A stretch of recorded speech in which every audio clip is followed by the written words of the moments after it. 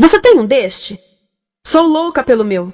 Na verdade, adoro todas as minhas coisas. Já se perguntou de onde vêm todas as coisas que compramos e para onde vão quando nos desfazemos delas? Não conseguia deixar de pensar nisso, por isso quis saber mais sobre o assunto. E os livros diziam que as coisas se deslocam ao longo de um sistema. Da extração, para a produção, para a distribuição, para o consumo e para o tratamento de lixo. Isso tudo se chama a economia de materiais. Bem, estudei um pouco mais. Eu passei 10 anos viajando pelo mundo, atrás de pistas de onde vêm as nossas coisas e para onde vão.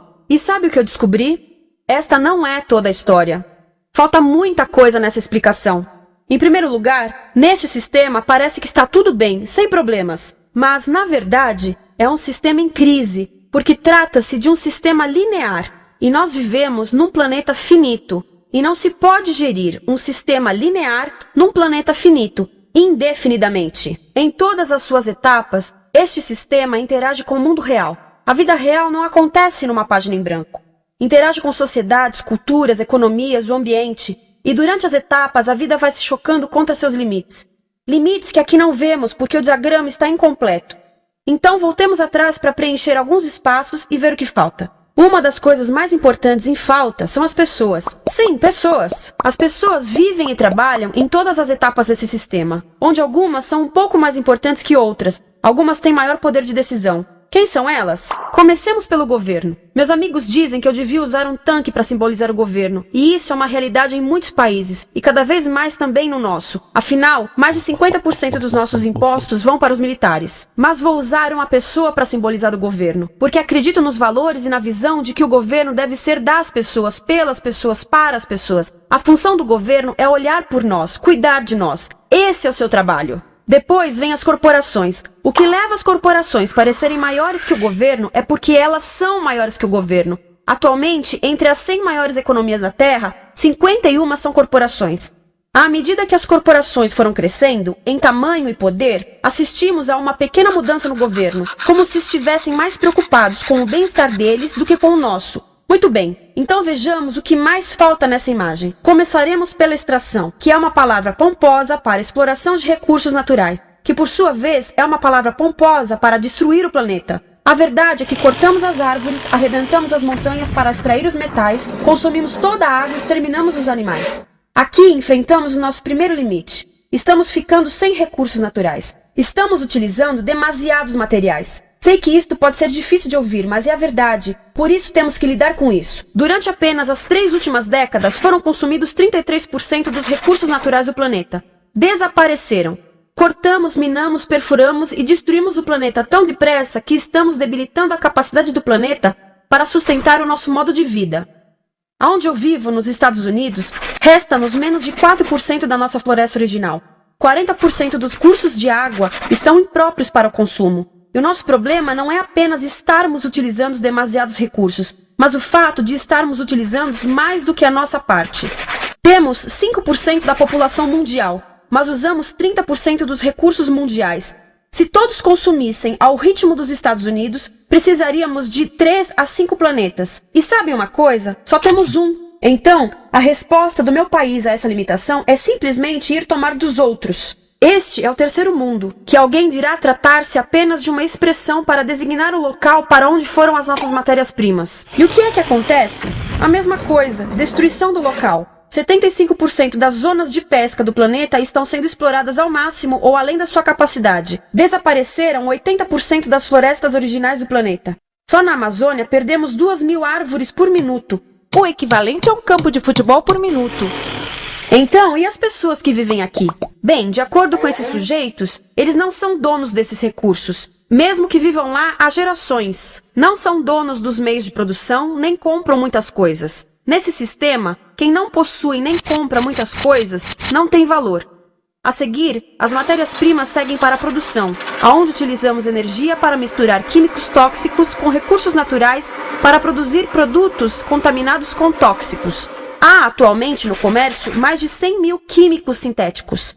Apenas um punhado foi testado para avaliar o seu impacto na saúde, e nenhum foi testado em relação aos impactos sinérgicos na saúde, ou seja, a interação com todos os outros químicos aos quais estamos expostos diariamente. Por isso, desconhecemos o impacto total deles na saúde e no ambiente. Mas sabemos uma coisa: os tóxicos entram e saem. Enquanto continuarmos a introduzi-los nos nossos sistemas de produção industrial, continuaremos a inserir esses tóxicos nos produtos que levamos para nossas casas, trabalho e escolas, e claro, para nossos corpos. Como os BFRs, ou retardantes de incêndio à base de brometo, que tornam as coisas mais resistentes ao fogo, mas são super tóxicos. São neurotóxicos, ou seja, tóxicos para o cérebro. O que é que estamos fazendo usando esses químicos? Apesar disso, os usamos em nossos computadores, eletrodomésticos, sofás, colchões e até alguns travesseiros. Sim, pegamos nossos travesseiros, os revestimos com neurotoxinas, levamos para casa e dormimos por 8 horas com eles. Não sei, mas acho que num país com tanto potencial, poderíamos ter uma maneira melhor de evitar que as cabeças peguem fogo à noite. Sabia que essas toxinas vão se acumulando ao longo da cadeia alimentar e se concentram nos nossos corpos? Sabe qual é o alimento do topo da cadeia alimentar com o nível mais elevado de químicos tóxicos? O leite materno. Isto significa que os menores membros das nossas sociedades, os nossos bebês, recebem as maiores doses de químicos tóxicos das suas vidas a partir do leite das suas mães. Não acha que é uma incrível violação? A amamentação deveria ser o mais importante ato humano de nutrição. Deveria ser algo sagrado e seguro. A amamentação continua a ser o melhor e as mães devem amamentar, mas nós deveríamos proteger esse ato. Eles deviam protegê-lo. Eu pensava que zelavam pelos nossos interesses. As pessoas que mais sofrem com esses produtos químicos são os trabalhadores das fábricas. Muitos são mulheres em idade reprodutiva, que trabalham com toxinas que afetam a gestação, carcinogênicos e muito mais. Agora eu pergunto, que tipo de mulher em idade reprodutiva trabalharia num emprego deste, exposta a estas toxinas, a não ser uma mulher sem outra alternativa? Essa é uma das maravilhas desse sistema. A erosão dos ecossistemas e economias locais, aqui, garante um fluxo constante de pessoas sem alternativas. No mundo, há 200 mil pessoas por dia se deslocando de ambientes que as sustentaram ao longo de gerações para cidades, onde muitas vivem em bairros de lata, à procura de emprego, por mais tóxico que seja. Não só os recursos são desperdiçados ao longo desse sistema, mas também pessoas, comunidades inteiras são desfeitas. Sim, as toxinas entram e saem. Muitas delas saem das fábricas em produtos, e muitas mais saem como subprodutos, ou poluição. E estamos falando de muita poluição. Nos Estados Unidos, as indústrias admitem liberar mais de 1.800.000 quilos de químicos tóxicos por ano. Deve ser muito mais, porque isso é o que eles admitem. Trata-se de outro limite, porque quem quer ver e respirar 1.800.000 quilos de químicos tóxicos por ano? Então o que eles fazem? Mudam as fábricas poluidoras para o estrangeiro, para poluir outros países. Mas, surpresa, grande parte dessa poluição volta para nós trazida pelo vento. E o que acontece depois de todos os recursos naturais serem transformados em produtos? Passam por aqui, para a distribuição, o que significa vender todo o lixo contaminado com toxinas o mais rápido possível. Aqui, o objetivo é manter os preços baixos, com as pessoas comprando os produtos em constante movimento. Como eles mantêm os preços baixos? Pagam salários baixos aos trabalhadores das lojas e restringem o acesso aos seguros de saúde sempre que podem. Tudo se resume em exteriorizar os custos. O verdadeiro custo da produção não se reflete no preço. Em outras palavras, não pagamos aquilo que compramos. Outro dia estive pensando nisto. Ia a caminho do trabalho e queria ouvir as notícias. Por isso entrei numa loja para comprar um rádio. Encontrei um pequeno rádio verde engraçado que custava $4,99. Na fila do caixa pensei, como $4,99 podem refletir o custo da produção e transporte desse rádio até ele chegar nas minhas mãos? O metal deve ter sido extraído na África do Sul. O petróleo provavelmente do Iraque. O plástico produzido na China e talvez montado por uma criança de 15 anos numa fábrica do México. $4,99 não paga nem o aluguel do espaço ocupado na prateleira, nem parte do salário do empregado que me atendeu, ou as viagens de navio e caminhão que o rádio fez. Foi assim que eu percebi que eu não paguei o valor do rádio. Então, quem pagou? Estas pessoas pagaram com a perda do espaço dos seus recursos naturais. Estas pagaram com a perda do ar puro, com o aumento de doenças como asma e câncer. As crianças do Congo pagaram com o seu futuro, pois 30% delas abandonam a escola para trabalhar nas minas de coltan, um metal que usamos em aparelhos eletrônicos baratos e descartáveis. Estas pessoas pagaram por não ter direito ao seguro de saúde. Ao longo desse sistema, pessoas contribuíram para que eu comprasse o rádio por $4,99. Mas essas contribuições não são registradas por nenhum contabilista. É isto que eu quero dizer com exteriorizar o verdadeiro custo de produção. E isso nos leva à seta dourada do consumo. O coração do sistema, o motor que impulsiona. É tão importante proteger esta seta que se tornou prioridade daqueles dois sujeitos. É por isso que após o 11 de setembro, quando nosso país estava em choque, o presidente Bush poderia ter sugerido fazer luto, rezar, ter esperança, mas não, ele disse para fazermos compras. Compras! Nos tornamos uma nação de consumidores. Nossa principal identidade passou a ser de consumidores. Não mães, professores, agricultores, mas consumidores. Nosso valor é medido e demonstrado pelo quanto contribuímos para esta seta. Quanto consumimos. Não é isso que fazemos? Compramos, compramos, compramos. Manter os produtos circulando. E como circulam? Sabe qual a porcentagem dos produtos que circulam através desse sistema que ainda são usados 6 meses depois da venda na América do Norte? 50%? 20%? Não, 1%. 1. Em outras palavras, 99% das coisas que nós cultivamos, processamos, transformamos, 99% das coisas que percorrem o sistema são lixo em menos de 6 meses. Como é que podemos gerir um planeta com esse nível de rendimento? Mas não foi sempre assim. Hoje, o consumidor médio americano consome o dobro que há 50 anos. Pergunte à sua avó. No tempo dela, a boa gestão, a engenhosidade e a poupança eram valorizados. Então, como é que isso aconteceu? Bem, não aconteceu simplesmente. Foi planejado. Pouco depois da Segunda Guerra Mundial, estes sujeitos estudavam a forma de impulsionar a economia. O analista de vendas Victor Lebow articulou a solução que se tornaria a norma de todo o sistema. Ele disse: a nossa enorme economia produtiva exige que façamos do consumo a nossa forma de vida, que tornemos a compra e uso de bens em rituais, que procuremos a nossa satisfação espiritual, a satisfação do nosso ego no consumo. Precisamos que as coisas sejam consumidas, destruídas, substituídas e descartadas a um ritmo cada vez maior. O conselheiro econômico do presidente Eisenhower disse: o principal objetivo da economia americana é produzir mais bens de consumo. Mais bens de consumo? O nosso principal objetivo?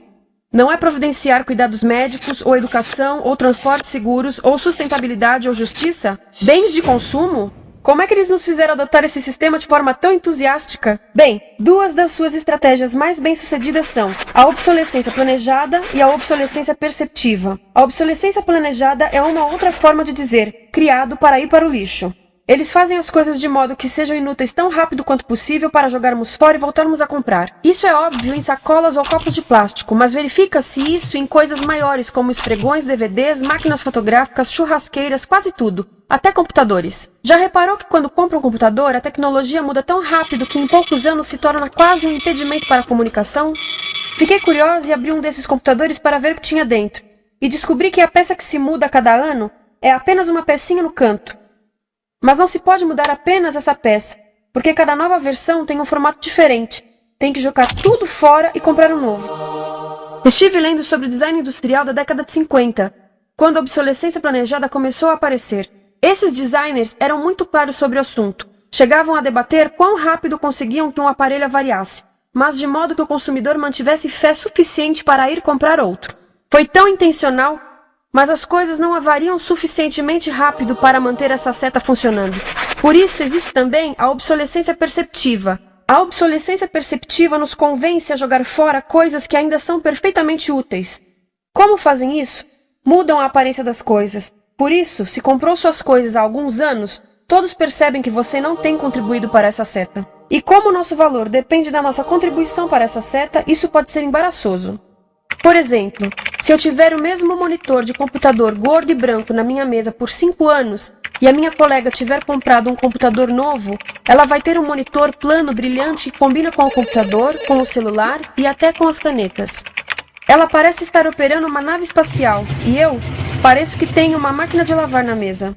A moda é outro bom exemplo. Já se perguntou por que os saltos dos sapatos das mulheres passam de largos para finos num ano e no próximo de finos para largos? Não é por haver um debate sobre qual deles é mais saudável. É porque usar saltos largos num ano de saltos finos mostra que você não contribuiu recentemente para a seta. Por isso não vale tanto quanto a pessoa com saltos finos ao seu lado, ou em um anúncio. É para comprarmos sapatos novos. A publicidade e a mídia em geral têm um papel importante nisto. Cada um de nós nos Estados Unidos é bombardeado com mais de 3.000 anúncios por dia.